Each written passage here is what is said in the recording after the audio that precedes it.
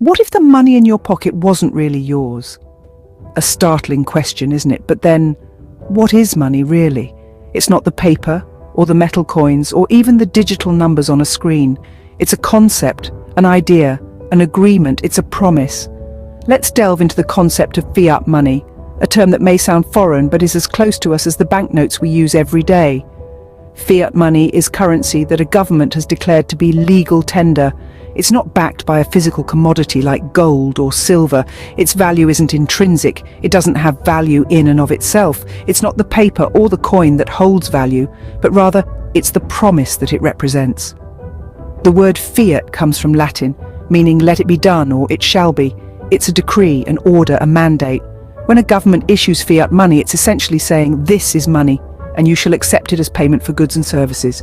But here's the catch. Fiat money only works because we all believe in it.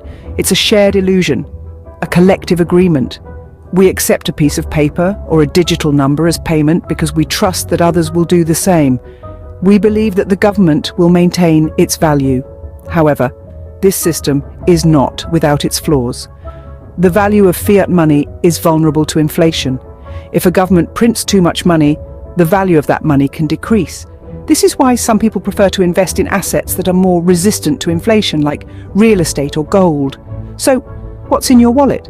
It's not just a piece of paper or a digital number. It's a symbol, a representation, a promise. It's a shared belief in the value of that promise. In essence, the money you thought you owned is merely a promise from the government, a promise that can change, adapt, and even fail. But for now, it's a promise that keeps our world turning. Imagine a world where money doesn't exist. Difficult, isn't it? Our lives are so intertwined with money that it's almost impossible to imagine a time without it. Yet there was a time when money, as we know it, did not exist. The concept of money was born out of a simple necessity to exchange goods and services. In the beginning, there was the barter system. People exchanged goods for other goods. A farmer might trade a bushel of wheat for a potter's clay pot. This system, however, had its shortcomings. The most glaring one was what economists call the double coincidence of wants. Basically, for a successful trade to happen, both parties had to want what the other was offering. If the potter didn't need wheat, the farmer was out of luck. And so the need for a more efficient system led to the birth of money as a medium of exchange. The first forms of money were commodity money, tangible items that had value in themselves and value in exchange. Think cattle, shells, beads, and even stones. Over time, societies moved on from cattle and shells to minted coins made of precious metals. These metals, like gold and silver, had intrinsic value and were universally accepted. This was a major milestone in the evolution of money. For the first time, trade was streamlined and economies began to grow and diversify. Fast forward a few centuries and paper money made its grand entrance. Originally, these notes were actually receipts for gold stored in vaults. They were easier to carry around, and before long, they became a trusted form of money in their own right. Today, most of our transactions are digital, a far cry from the days of bartering and metal coins. From plastic cards to online transfers, digital money has made transactions faster, easier, and more convenient. So, money in all its forms was born out of necessity. It simplified trade, fostered economic growth, and has continued to evolve with our changing needs and technologies. It's a testament to human ingenuity and our constant quest for efficiency and progress. Money can't buy happiness, they say, but why does everyone want more of it?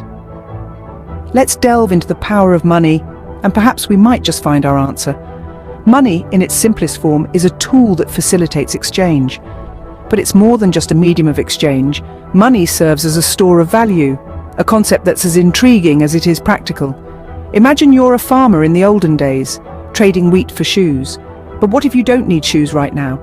Money allows you to store the value of your wheat until you need something else. It enables you to defer consumption and save for the future. It's like a time capsule, holding the value of your hard work, ready to be unlocked when needed. But the power of money doesn't end there. It also serves as a unit of account. It provides us with a yardstick, a measure for comparing the value of goods and services. It's the universal language that tells us how many loaves of bread equal a pair of shoes or how many hours of labor equate to a fine dinner at a restaurant. Without money, the world of trade would be a complex web of barter and negotiation. The power of money extends beyond the individual. It shapes societies and economies. It drives innovation and progress. It's the fuel that powers the engine of global commerce. It's the invisible hand that guides the market, determining who gets what and how much. But it's also a double-edged sword. Money can build empires and it can topple them. It can create opportunities, and it can also breed inequality. It can be a force for good, driving philanthropy and social change, but it can also be a tool for exploitation and corruption. So, why does everyone want more money? Perhaps it's the freedom it provides, the ability to make choices, to shape our destiny. Or maybe it's the security it offers, the comfort of knowing we can weather life's storms. Indeed, money wields power in many ways, seen and unseen. Or what if money, the very thing we strive for, is the root of our major problems? An intriguing premise, isn't it? Money, as we've seen, is powerful. It's a tool that can create opportunities, open doors, and enable us to provide for ourselves and our loved ones. But like any tool, it can be misused. And this misuse can lead to some of the most significant challenges our society faces. One of the most obvious of these challenges is greed. The pursuit of money can become an obsession, an end in itself rather than a means to an end. We've all heard the stories of corporate executives who embezzle funds, of politicians who accept bribes, of individuals who lie, cheat and steal, all in the pursuit of wealth. This is the dark side of money, a side that can lead to corruption and moral decay. And then there's the issue of economic disparity. In a world where money equals power, those without money are often left powerless. The wealth gap between the richest and the poorest is widening in many parts of the world, leading to social tension and unrest. This is another shadow cast by the power of money, a shadow that can darken even the most prosperous societies. But the dark side of money isn't just about individual actions or societal trends. It's also about the nature of money itself. Consider inflation. When there's too much money in circulation, the value of that money decreases. This erosion of purchasing power can have serious implications, particularly for those on fixed incomes who find their money buying less and less. So, while money can be a force for good, it's not without its drawbacks. It can lead to greed, corruption, and economic disparity. It can erode our purchasing power and create social tension. It's a tool, yes, but one that must be used wisely and responsibly. Money, then, is not without its pitfalls. What if the money of the future is not money as we know it? A thought-provoking question that leads us into the last chapter of our journey, the future of money. Let's start with a buzzword you've probably heard a lot lately: cryptocurrency. Cryptocurrencies like Bitcoin and Ethereum are decentralized digital currencies with no central authority or government to regulate them.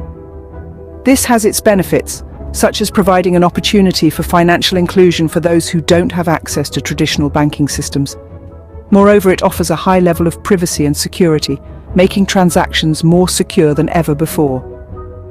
But with every silver lining comes a cloud.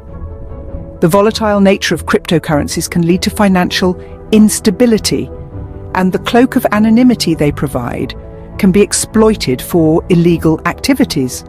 Plus, the energy consumption of crypto mining is a growing environmental concern.